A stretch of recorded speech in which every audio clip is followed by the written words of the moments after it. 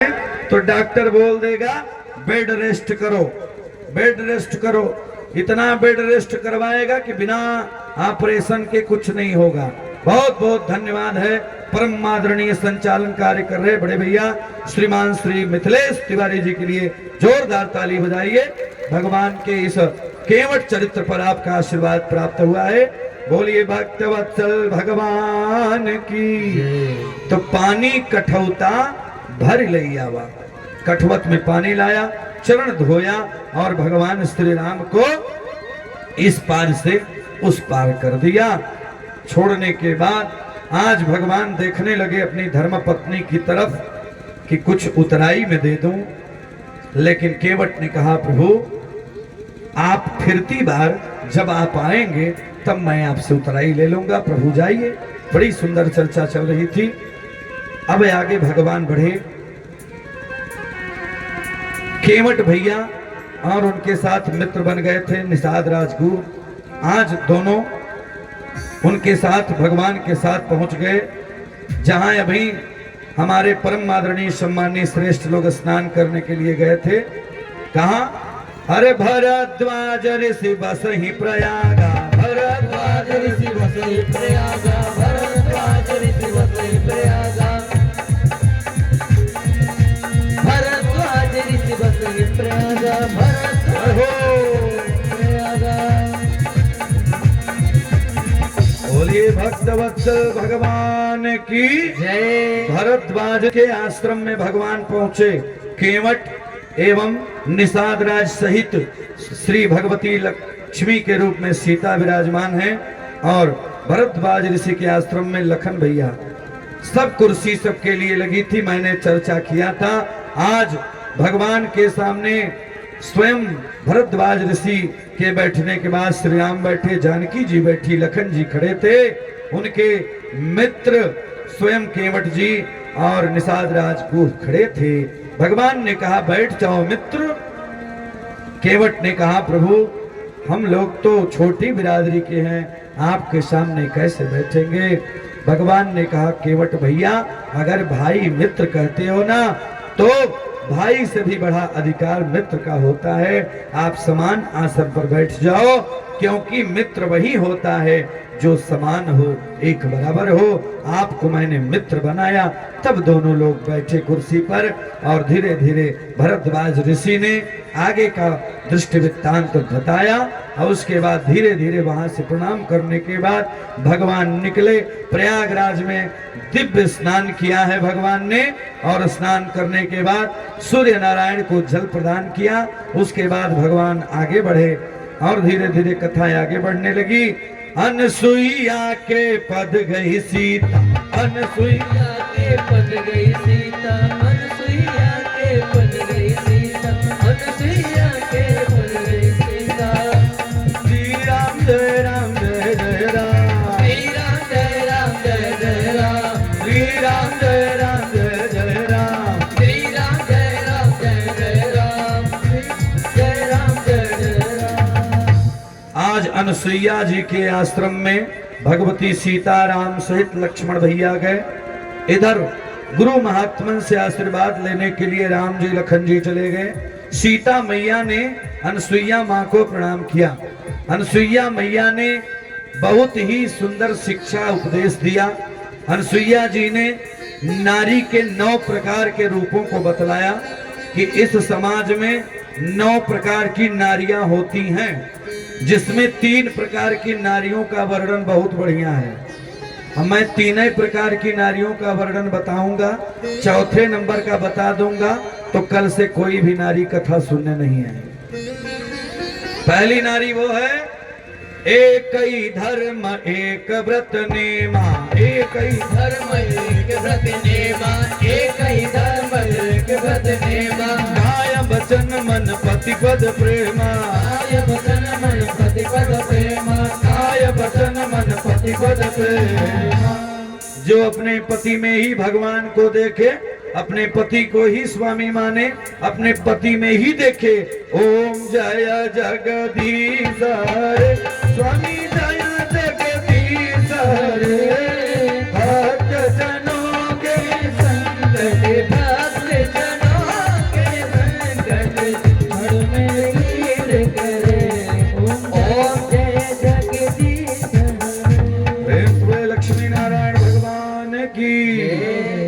भैया एक प्रकार की स्त्री वो है, सबसे श्रेष्ठ नारी वो है जो अपने पति को ही भगवान माने। दूसरी नारी का वर्णन किए, दूसरे प्रकार की नारी वो है जो सास ससुर गुरु सेवा करही, ससुर गुरु सेवा करही, सास ससुर गुरु सेवा करही, सास ससुर गुरु सेवा करही, सास ससुर सेवा करही। जो सास और ससुर की, गुरु की, ब्राह्मणों की, संतों की सेवा करे, वो नारी सबसे श्रेष्ठ है। जिस नारी के घर अगर कोई भी व्यक्ति चला गया प्यारे, तो वो खाली हाथ ना लौटे, उसे कुछ न कुछ जरूर पानी पिलाओ। अगर आपके दरवाजे पर कोई गया तो उसे खाली हाथ आने मत दो। तीसरे प्रकार की स्त्री वो है जो समाज के डर से, समाज के भय से काम करे, सास ससुर और पति के सम्मान के लिए अपने पूरे सर्वस्व, अपनी पूरी जिंदगी लगा दे। वो तीन प्रकार की नारियों का वर्णन, और चौथी, पांचवी, छठवीं, सातवीं, आठवीं, नवीं छोड़ दीजिए, फिर अगली बार कथा होगी तब तीन तीन करके बताऊंगा, क्योंकि तीन ब्रह्मा विष्णु रुद्र का महत्व है। उसी प्रकार तीन जानिए, चौथी, पांचवी, छठवीं अगले साल। क्यों पांडे जी? तो आइए, भगवान के आशीर्वाद से आज सीता जी को वह वस्त्र अनसुईया जी ने दिया जो वस्त्र न तो कभी मलिन होगा, न तो कभी उसको धोना पड़ेगा, न ही कभी अपवित्र होगा। आज वह सारी क्रियाएं हुई। सीता जी से अंतिम बात समझाया अनसुईया जी ने। सीता जी से अनसुईया जी ने कहा कि हे देवी, तुम्हारा धर्म है, स्त्री का नैसर्गिक लक्षण होता है पूजा पाठ, धर्म करना, पूजा करना, राम कथा में जाना, यज्ञ में फेरी लगाना, क्योंकि अगर पति आगे बढ़ता है तो उसमें पत्नी की अहम भूमिका होती है। अगर कोई पिता आगे बढ़ता है तो उसमें बेटी की अहम भूमिका होती है। तो इसलिए आप लक्ष्मी स्वरूपा हो सीता, तुम सदा अपने पति का सम्मान करना। इस प्रकार का निरूपण हुआ। आगे धीरे धीरे भगवान बढ़े और एक समय की बात है, सुंदर निर्माण आज पंचवटी का हुआ। पंचवटी का सुंदर निर्माण हुआ। भगवान आज कुटिया बना करके रहने लगे। धीरे धीरे समय व्यतीत हुआ। एक दिन लखन जी लकड़ी लेने के लिए, भोजन बनाने के लिए लकड़ी की आवश्यकता थी, जंगल में चले गए। जब गए तो आज भगवती सीता शांत मुद्रा में बिल्कुल बैठी हुई थी और आज बड़ी चिंतित दिखाई दे रही थी। प्रभु श्री राम ने देखा कि आज हमारी प्राण प्रिया, प्राण वल्लभा भगवती सीता आज शांत होकर बैठी हुई है। और भगवान श्री राम की कृपा देखिए, भगवान ने सोचा कि मैं अपनी धर्म प्राण वल्लभा को, पत्नी को, जो जनक दुलारी है, जनक नंदिनी है, सीता सुकुमारी है, उसे मैं कुछ नहीं दे पा रहा, तो क्यों न आज उसका श्रृंगार करूं, श्रृंगार करूं। भगवान ने जब सोचा भगवती के श्रृंगार करने के लिए प्यारे, तो वहां पर कुछ भी भगवान को दिखाई नहीं दे रहा था। भगवान ने दूर देखा, भगवान को दिखाई दिया पुष्प, फूल दिखाई दिया। और फिर भगवान ने क्या किया, एक बार चुन कुसुम सुहाए, एक बार चुन कुसुम सुहाए, एक बार चुन कुसुम सुहाए, एक बार चुन कुसुम सुहाए, निज कर भूषण राम बनाए, निज कर भूषण राम बनाए, निज कर भूषण राम बनाए। सीता ही पहिराए प्रभु सादर, सीता ही पहिराए प्रभु सादर, सीता ही पहिराए प्रभु सादर, सीता ही पहिराए प्रभु सादर। बैठे फटिक चिलाता ऊपर, बैठे फटिक चिलाता ऊपर, बैठे फटिक चिलाता ऊपर। भगवान राम गए और अपने हाथों से कुसुम यानी फूल को तोड़ा, चुना। चुनना और तोड़ने में अंतर है माताओं। नवरात्र में, दशहरा में जब माता रानी का लाल फूल मिल जाता है तो आज माता जी लोग उसे तोड़ देती हैं। फूल ही नहीं तोड़ती, डरवई तोड़ देती हैं, डरिए तोड़ के घर ले जाएंगे। बेलपत्री तोड़ना हो जाए तो डरिया ही तोड़ देंगे और डार तोड़ के एक ठोस में से बीनेंगे। लेकिन भगवान ने क्या किया, अरे एक बार चुनी कुसुम सुहाए, निज कर भूषण राम बनाए। निर्भय भैया अपनी धर्म पत्नी के लिए फूल तोड़ा, तोड़ने के बाद अपने हाथों से माला बनाया ना, माला बनाया और निज कर भूषण राम बनाए, और सीता ही प्रभु सा दर पहिनाए। सीता जी के केस पास बालों में सुंदर फूल की माला से उनके केस पास बालों को भगवान सजा रहे हैं, सुंदर बना रहे हैं। विचार करिए, जंगल में भी जो मंगल करते उसी का नाम है मंगल भवन अमंगल हारी। मंगल भवन मंगल हारी, मंगल भवन मंगल हारी। रवौ सुदशरथ अजिर बिहारी, रवौ सुदशरथ अजिर बिहारी। श्री राम जय राम जय जय राम, श्री राम जय राम जय जय राम। जय जय विघ्न हरण हनुमान, जय जय विघ्न हरण हनुमान। संकट मोचन कृपा निधान। तो प्यारे अपने हाथों से फूल तोड़ा, माला बनाया और सीता को सादर पहनाया, प्रेम से पहनाया। मेरौनी के कितने लोग हैं इस क्षेत्र में जो अपने पत्नी को माला बना के हाथ से पहनाए? कोई है? कोई ऐसा है जो कांडी बाजार से खरीद के लाया हो? कोई ऐसा है जो गढ़वा से लाकर अपने पत्नी को खुश करने के लिए एक दिन अपने माला पहनाया हो? है? कोई है? कोई है वीर? अरे काक लोग तो कह दो यार, आप लोग बताइए।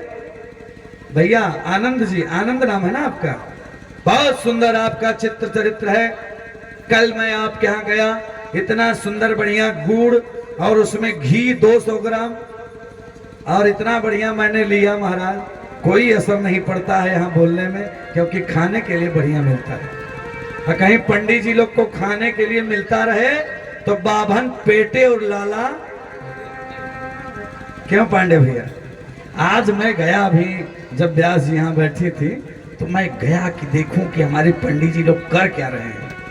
सुबह से बेचारे लगे थे मंगल भवन अमंगल हारी, क्या गा रहे थे?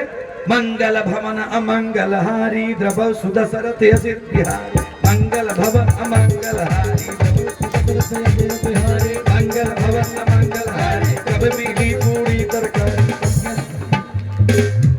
एक जगह ऐसा ही पाठ चल रहा था, रामचरित्र नवाह पारायण।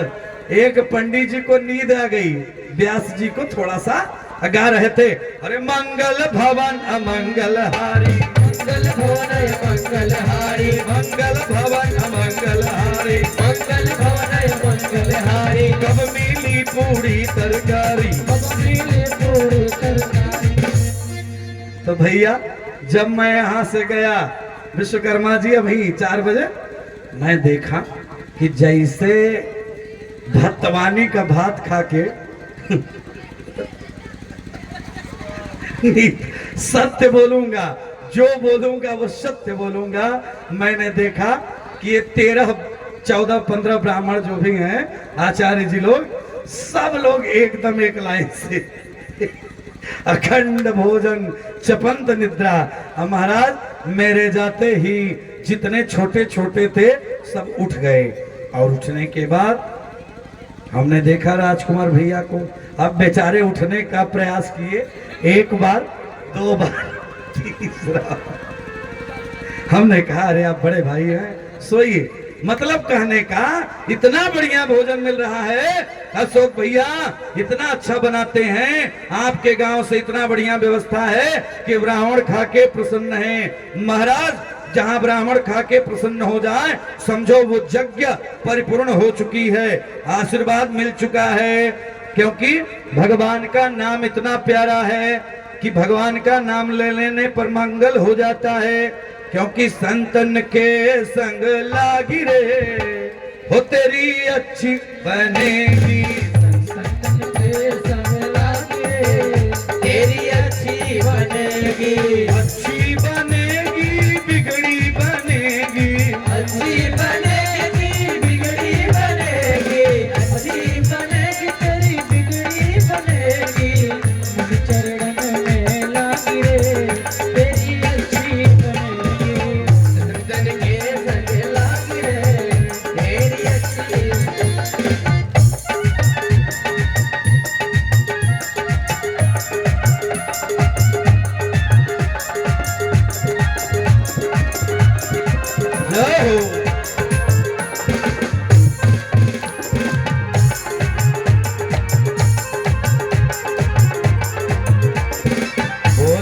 भक्त वत्सल भगवान की जय। एक कई घंटा के समय में 15 मिनट तो मेरा बोलने में निकल जाता है संचालन में, बचा 45 मिनट, 15 मिनट भजन गवाने में, बचा 30 मिनट। लेकिन क्या करो, जो समय है उसी की परिधि में यज्ञ का महत्व है प्यारे।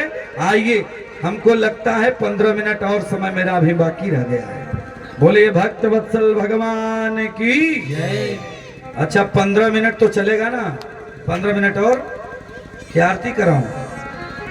अरे बताओ, आरती कराऊं कि अभी 15 मिनट और कथा चले? क्या बात है, जय हो, ताली बजाइए। ये सब राम कथा सुनने के लिए आए हैं भक्त लोग। अभी रामलीला पार्टी नहीं आई है। रामलीला में कौन कौन आता है हाथ उठाइए, रामलीला वाले। क्या बात है। अब देखिए रामलीला शुरू होने जा रही है। कहा, जब भगवान श्रृंगार कर रहे थे तो इंद्र का बेटा जयंत आया, चोंच मार दिया। भगवान के इस प्रताप को देखने के लिए चोंच मारा जो ही, तो सीता भगवती के पैरों से रुधिर धारा निकलने लगी। सीता चरण चोच हति भागा, सीता चरण चोच हति भागा, सीता चरण चोच हति भागा। मूढ़ मत मति भागा, मूढ़ मत मति कारण कागा। चला रुधिर रघुनायक जाना, चला रुधिर रघुनायक जाना, चला रुधिर रघुनायक जाना, चला रुधिर रघुनायक जाना। शीर्ष धनुष सहायक संधाना, एक धनुष सहायक संधाना, शीर्ष धनुष सहायक संधाना, शीर्ष धनुष सहायक संधाना। बोलिए सीताराम भगवान की जय। कौवा, कौवा चोंच मार के भागा, और जब भागा तो भगवान ने सिक्का बाण चला दिया और उसके पीछे पीछे बाण गया ब्रह्मा के पास। ब्रह्मा से कहा बचा लो। ब्रह्मा ने कहा तुझे कोई नहीं बचा पाएगा। जिसके पीछे भगवान लग गए, जिसके पीछे भगवान का बाण लग गया, उसे कोई मरने से नहीं बचा सकता। गया श्री भगवान भोलेनाथ के पास, भोलेनाथ ने कहा मैं भी नहीं बचाऊंगा। इंद्र के पास गया, इंद्र ने कहा कि जिसने तुझको, जिसका अपराध किए हो उसी के पास जाओ। उसके बाद नारद जी मिल गए, नारद जी ने कहा जाओ, जिसका अपराध किए हो उसी के पास जाओ। आज विकल होकर जयंत जब भगवान के शरण में गया, भगवान ने कहा कि जब बाण छूट गया, तुमने गलती किया है तो कम से कम एक आंख तो तेरी जाएगी। एक आंख समाप्त हो गई और भगवान का चित्र देख करके प्रसन्न हो गया, प्रणाम किया और धीरे धीरे समय व्यतीत हुआ। भगवान श्री राम, लक्ष्मण जी, जानकी जी पूजा पाठ करते रहते थे। धीरे धीरे समय व्यतीत हुआ। एक बार भगवान श्री राम, भगवती सीता विराजमान थी। उसी समय की बात है, लक्ष्मण भैया फूल लेने के लिए गए और गोस्वामी तुलसीदास जी की लेखनी उठ गई। गोस्वामी जी ने लिखा, तुलसीदास जी ने लिखा, भगवान श्री राम ने सीता जी को बुलाया, कहा ए सीता इधर आओ। अरे तुम पावक मह करऊ निवासा, मह करऊ निवासा, तुम पावक मह करऊ निवासा। जब लग करऊ निशाचर आशा, जब लग करऊ निशाचर आशा। हे भगवती सीता यहाँ आओ। ये अग्नि यानी पावक है। अग्नि, अग्नि में तुम अपना ओरिजिनल शरीर जो है वो जाओ, अग्नि में प्रवेश करो और अपना नकली, अपना रूप बना दो और बाहर आ जाओ। विश्वास करिए, नकली शुरुआत हो गई। यहाँ पर नकली सीता बाहर आ गई और धीरे धीरे समय व्यतीत होने लगा। पंचवटी में एक बार की बात है, विद्युत जुहवा की पत्नी का नाम है सूपनखा। क्या नाम है? सूपनखा। सूपनखा माने हिंदी में जानते हो आप? जिस औरत का, जिस स्त्री का नाखून बहुत बड़ा बड़ा हो उसको सूप नखा कहते हैं। यहाँ ऐसा कोई नहीं होगा। सूप नख यानी सूप नखा विद्युत जिह्वा की धर्म पत्नी है। और आज जब राम जी के सुंदर चित्र को देखी, सुंदर रूप को देखी तो मोहित हो गई। और जब मोहित हो गई तो राम जी के पास गई और जाकर के राम जी के यहाँ जाने से पूर्व, चूंकि राक्षसी थी, राक्षस प्रवृत्ति की थी, लंकाधिपति रावण की बहन थी, लेकिन आज गई और सुंदर रूप बनाई, बढ़िया बढ़िया कपड़ा पहन ली, सुंदर सुंदर रूप बना ली।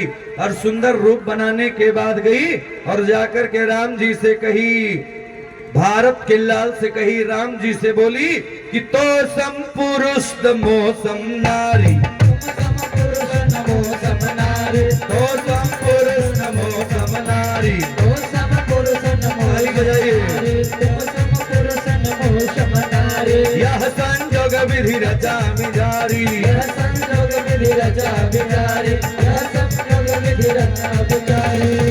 सूप नखा गई, राम जी के सामने कही, तो सम पुरुष नमो सम नारी।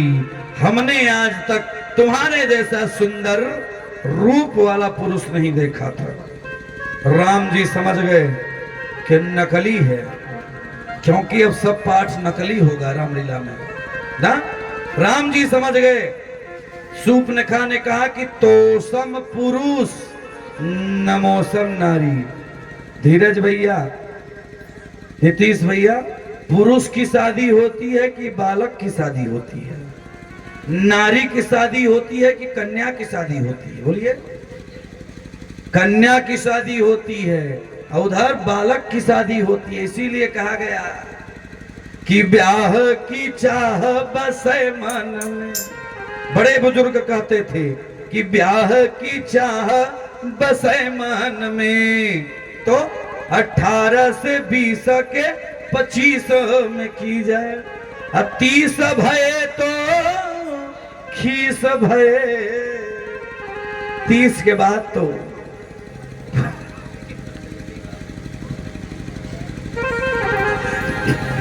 बोलिए वृंदावन बिहारी लाल की जय। तो भैया, पहले के जो लोग कहते थे ना, वो बड़े विद्वान होते थे, अच्छे होते थे, कम पढ़ते थे, लेकिन जानकारी उनको ज्यादा होती थी। आज सूप नखा ने कहा, तब राम जी समझ गए कि नकली है। राम जी ने भी मजाक शुरू किया। राम जी ने कहा, ए देवी, बड़ी सुंदर हो तुम, क्योंकि तुम हो गोरी, और तुमको गोरे बदन वाले मेरे अनुज के पास चली जाओ, वही तुमसे शादी करेगा। लखन के पास जे वही सूप नखा गई। लखन ने कहा, ये देवी तुम बड़ी सुंदर हो, लेकिन एक काम करो, मैं तो अपने राम का छोटा भाई हूं और छोटे भाई को सदा सेवा करना पड़ता है, तो तुम क्या नौकरानी बनना पसंद करोगी जेठानी का? सूप नखा ने कहा, ये तो कभी नहीं हो सकता। वैसे मैं राक्षस कुल की हूं और जाके जेठानी की सेवा करूंगी? पागल थोड़ी नहीं हूं। कहीं की होंगी महारानी तो होंगी, मैं सेवा हुआ नहीं करने वाली। गई राम के पास, राम से कही, राम मैं तुमसे शादी करना चाहती हूँ। भगवान ने कहा कि देखो बगल में हमारे कौन विराजमान है? सुंदरता को सुंदर करई, सुंदरता को सुंदर करई, सुंदरता को सुंदर करई, सुंदरता को सुंदर करई, सुंदरता को सुंदर करई। इतनी सुंदर हमारी धर्म पत्नी है कि उसके सामने सुंदरता भी शर्मा जाती है कि हमारी सीता कितनी सुंदर है। तो बताओ, जिसकी इतनी अच्छी पत्नी हो वो भला दूसरे को देखेगा? आज राम जी ने पुनः पर कहा कि जाओ फिर लखन के पास। जब ऐसी बात हुई तो विकराल रूप धारण की और अपने स्वरूप में आ गई सूर्पनखा। भगवान श्री राम ने लखन को आदेश किया, लखन ने नाक काट दिया। सूर्पनखा की नाक कट गई। अब जब नाक कट गई तो विकराल रूप धारण की, गई अपने भैया खरदूषण के पास। खरदूषण से जाकर कही, भैया तुम लोग इस क्षेत्र में इस चौकी के मालिक हो भारत के, लेकिन हमारा भाई लंकाधिपति रावण तुम लोगों को भारत में चौकी इसीलिए बनाया है कि जब कोई व्यक्ति तुम्हें परेशान करेगा तो तुम उस पर धावा बोल देना, लेकिन तूने ऐसा नहीं किया। देखो मेरी नाक कट गई। खरदूषण बिना सोचे ही चल दिए लाव लश्कर के साथ युद्ध करने के लिए। दोनों मारे गए, भगवान के हाथों समाप्त हो गए। तब सूर्पनखा पहली पहुंच गई रावण के दरबार में। जब रावण के दरबार में पहुंची सूर्पनखा, रावण ने देखा बहती हुई खून की धारा। जब ही खून की धारा देखा, रावण ने कहा बहन क्या हुआ बोलो। सूर्पनखा ने कहा भैया तुम्हारे बहन की नाक कट गई है। रावण ने कहा विचार करिए रावण कितना विद्वान था। महापंडित रावण ने कहा, विचार किया, ध्यान लगाया भोले बाबा का, और उसने कहा गोस्वामी तुलसीदास जी ने चौपाई लिखा है, खर दूषण मौसम बलवंता, दूषण मौसम बलवंता, दूषण मौसम बलवंता, उन्हीं को मारई बिन भगवंता, उन्हीं को मारई बिन भगवंता, उन्हीं को मारई बिन भगवंता। लगता है कि भगवान जन्म ले लिया। ए बहन वो कोई साधारण इंसान नहीं होगा। ये बात रावण ने कहा नहीं, अपने मन में रख लिया कि नहीं भगवान अब जन्म ले लिए, क्योंकि हमारे भाई खरदूषण को कोई साधारण इंसान मार ही नहीं सकता, क्योंकि उत्तम कुल पुलस्तिकर नाती शिव विरंच पूजय बहुभाती। हमारा भाई मारा गया, कोई बात नहीं। लेकिन बहन सूर्पनखा सुनो, रामचरितमानस तो छोड़ दीजिए, रावण संहिता उठा के पढ़िए। रावण ने स्वयं कहा है दुनिया वालों, जिसकी बेटी बहन अपने से जाके शादी लगाएंगी, अपने द्वारा किसी वर को का चयन करेंगी, तुम्हारी तरह ही उसकी नाक कट जाएगी। नाक बहन तुम्हारी नहीं कटी, इस रावण की नाक कट गई।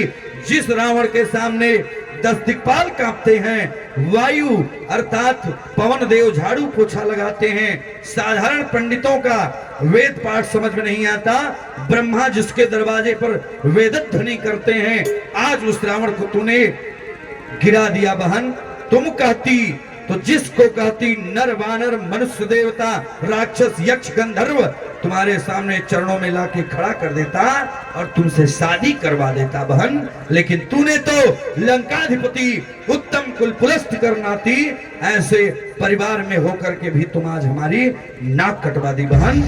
इसलिए अब तो बैर हो चुका है, क्योंकि बहन की नाक कट गई तो भाई को आगे आना पड़ता है। इस प्रकार बहुत ही नाराज हुआ। उसके आगे की सारी कथा अर्थात सीता हरण से लेकर के किष्किंधा कांड सहित सुंदर कांड का प्रवेश कल किया जाएगा।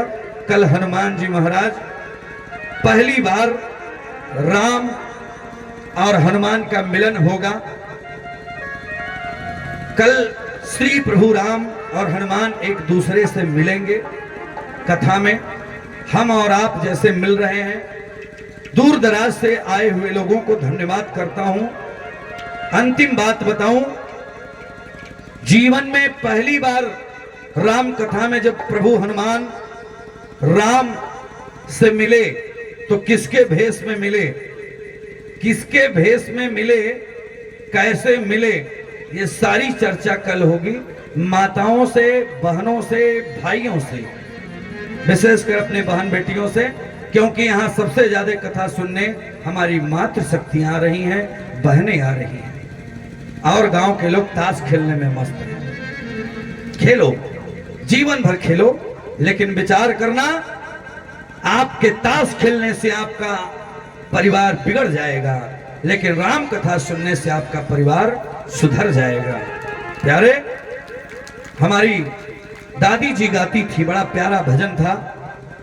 आइए 2 लाइन गुनगुनाते हैं। और कल भगवान श्री राम से किष्किंधा कांड में मुलाकात होगी। कलयुग के प्रधान देवता के रूप में जिनकी सबसे ज्यादा पूजा होगी वो हनुमान जी महाराज की। और प्यारे, एक निवेदन करना है, आपके दरवाजे पर जो भी यज्ञ समिति के लोग, हमारे भाई युवा लोग पहुंचे होंगे, आप लोग अगर दान किए होंगे तो बहुत अच्छी बात, लेकिन निवेदन होगा जो लोग नहीं किए होंगे, कल सभी लोग आकर के पर्ची कटवा करके आप लोग यज्ञ में सहयोग करिए, क्योंकि ये जो यज्ञ हो रही है प्यारे, आप लोग चाहते तो साधारण कहीं से भी कोई भी ब्राह्मण बुला करके यज्ञ करा सकते थे, लेकिन आप लोगों ने काशी प्रयागराज विंध्याचल से अच्छे अच्छे विद्वान आपके बीच आए हैं। कहना नहीं है, आप लोग सुबह से ये देख सकते हैं, अच्छे श्रोता हैं आप लोग। तो कमेटी के द्वारा जो व्यवस्था की गई, आज कमेटी के लोगों ने दिखा दिया कि जिधर युवा चलेंगे उधर पूरा हिंदुस्तान चलता है। रात के 7:30 बजने वाले हैं, फिर भी माताओं की संख्या देख लीजिए आप। भाइयों, राम कथा की ये महिमा है कि सबसे ज्यादा हमारे भारतवर्ष की स्त्रियां बेटियां भगवान की कथा सुनकर अपने संस्कार को बदल लें। छोटे छोटे नन्हे मुन्ने प्यारे बच्चे बदल लें, अपने जीवन को कैसे चलना है, बोलना है, हंसना है, खाना है, तो कैसे ये राम कथा सिखाती है प्यारे। आज 6 दिन बीत गए, 2 दिन अवशेष, तीसरे दिन तो हवन और पूर्णाहुति और विदाई में ही चला जाता है। अंतिम दिन भी कथा होगी, लेकिन विश्राम दिवस की कथा बड़ा हमें तो उस दिन बड़ा अच्छा नहीं लगता है, क्योंकि जाना होता है। क्योंकि एक को छोड़कर अपने जहां 9 दिन 10 दिन रहो, प्रेम मिलता है, उसके बाद छोड़ के जाओ तो बड़ा कष्ट होता है। हम लोग की जिंदगानी ही ऐसी है, कभी यहाँ कभी वहां कभी वहां। धन्यवाद देना चाहता हूँ माताओं को, बहनों को, बेटियों को, जो दूर दराज से आए हुए प्यारे भक्त हैं हमारे, चाहे वो हुरका के हों, चाहे रपुरा के हों, चाहे वो हरिहरपुर आसपास कहीं से भी आए हों, सबको तहे दिल से स्वागत करता हूं, अभिनंदन करता हूं।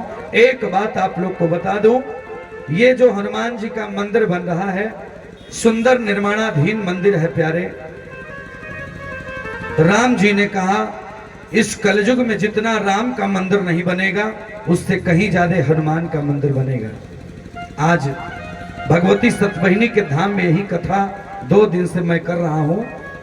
चूंकि भगवान हनुमान महाराज की सबसे ज्यादा कलयुग में पूजा होगी, ऐसा राम जी ने प्रमाणित किया है। Supreme court of India Kaushalya मैया ने इसको कहा है। तो भैया, ये जो मंदिर अधूरा है, ये बिल्कुल ठीक नहीं लगता। जिस गांव में 1 से 1 लोग हैं, चाहे तो अकेला ऐसा मंदिर बनवा सकते हैं। विचार करिए, हमारे गुप्त काशी धराधाम पर विराजमान मेरे आराध्य परमात्मा बरेला महादेव का मंदिर, मैंने 6 साल पहले यज्ञ का शुरुआत किया था। तीसरे साल ही मेरा संकल्प था कि हनुमान को आना पड़ेगा। सो एक ही व्यक्ति पीडब्ल्यूडी विभाग के श्रीमान श्री अखिलेश चतुर्वेदी जी के द्वारा भव्य दिव्य नव्य श्री हनुमान का मंदिर बनाया गया। अब ब्राह्मणों के विश्राम स्थल के लिए एक रूम बनाया गया। चाहे तो इस गांव का एक व्यक्ति खड़ा हो जाए तो ये मंदिर अपने आप बन जाएगा।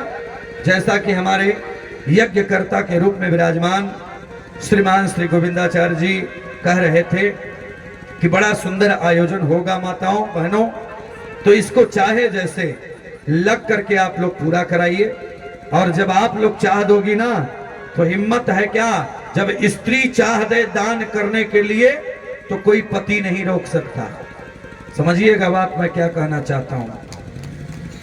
मैं अपने गांव में यज्ञ करता हूं, कभी कमी नहीं पड़ती, हमेशा अधिक हो जाता है। कारण सबसे पहले अपने गांव की बहन बेटियों को यज्ञ में बुलाता हूं, क्योंकि सेवक सदना स्वामी आगमनु मंगल मूल अमंगल दमनु।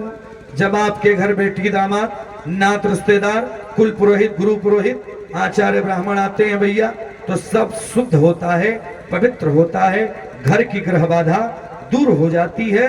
तो प्यारे सभी माताओं से निवेदन है कि आप लोग बढ़ चढ़ के हिस्सा लीजिए। पहले तो यज्ञ को पूरा कराइए, और आप लोग जो दान करते हो उसी में से अगर कुछ बचता है तो आगे का निर्माण कार्य शुरू हो जाएगा। लेकिन पहले नंबर पर ये संकल्प लो आप, अगर एक एक महिला केवल ये सोच ले हर घर से कि साल भर में हमें एक काम अच्छा करना है। मैं एक बात आपके बीच बताना चाहूंगा। मेरे गांव में एक हमारी मौसी लगती हैं, आप माताओं को बताना चाहूंगा, हमारे आचार्यगण सब जानते हैं। आज के 3 साल पहले की बात है, मैं 3 साल का संकल्प लिया, यज्ञ का विश्राम मैंने कर दिया, लेकिन हमारी मौसी ने कहा कि भैया तुम यज्ञ करना बंद मत करो, और हम सभी गांव की औरतें जितना भी हो सकेगा बढ़ चढ़ के हिस्सा लेंगे। विश्वास नहीं करेंगे आप, नित्य प्रतिदिन वो 5 रुपए एक दिन जमा लगी करने, और इस बार 5वां वर्ष यज्ञ हुई है, पूरा आया करके मंच पर ही हमको उसने दिया, मेरे आंख से अश्रुपात होने लगे। 12 बेटियां बहनें जितना दान कर देती हैं, अगर हम भाई ये सोच लें कि जो ताश हम लोग खेल रहे हैं, जुआ खेल रहे हैं, गुटखा पान दारू मुर्गा में पैसा जा रहा है, एक जगह एकत्र कर दें तो ये मंदिर क्या, इसके बगल में शिव मंदिर भी बन करके तैयार हो सकता है। लेकिन सोचना पड़ेगा, विचार करिए। भागवत में लिखा है, धूम्रपान रते विप्रह ब्राह्मणों ज्ञाति सुवरः, हम धूम्रपान का सेवन करेंगे तो आदि औलाद सब समाप्त हो सकता है। बुरा मत मानिएगा, क्योंकि भगवान की कथा में कभी भी यज्ञ में धूम्रपान जो करता है उसका समूल विनाश हो जाता है, इसके लिए बुरा मत मानिएगा। आप बुलाएंगे तो भी अच्छा है, नहीं बुलाएंगे तो भी अच्छा है, लेकिन सुधर जाइए। अब नहीं सुधरे तो जीवन में नहीं सुधर पाओगे आप लोग। ध्यान देना, यज्ञ की मर्यादा का रक्षा करना एक आचार्य का परम कर्तव्य है।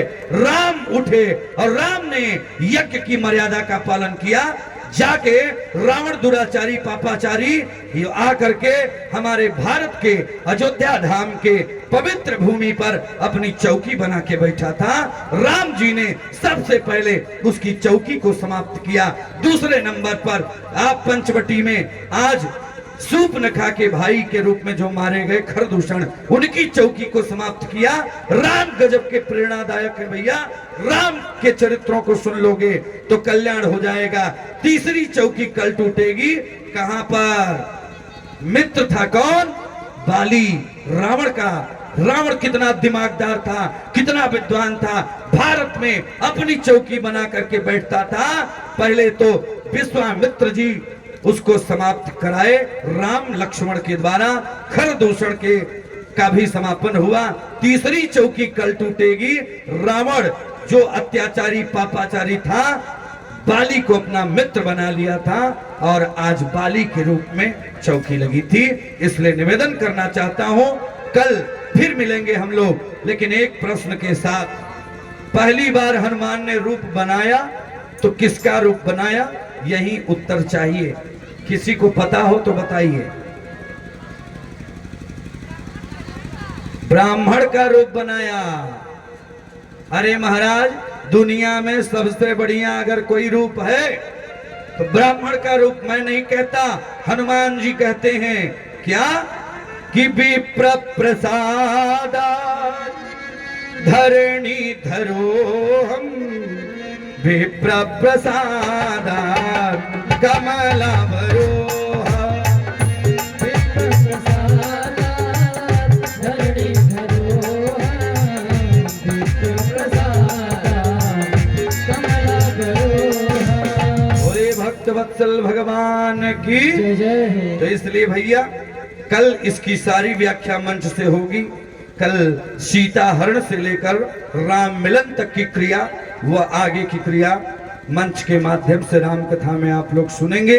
आए हुए सभी भाई बंधुओं से निवेदन है कि अपने अपने स्थान पर खड़े हो जाइए और भगवान का हर कीर्तन करिए, जो हमारी दादी जी करती थी, आप लोग भी कर लीजिए, कल्याण हो जाएगा ना।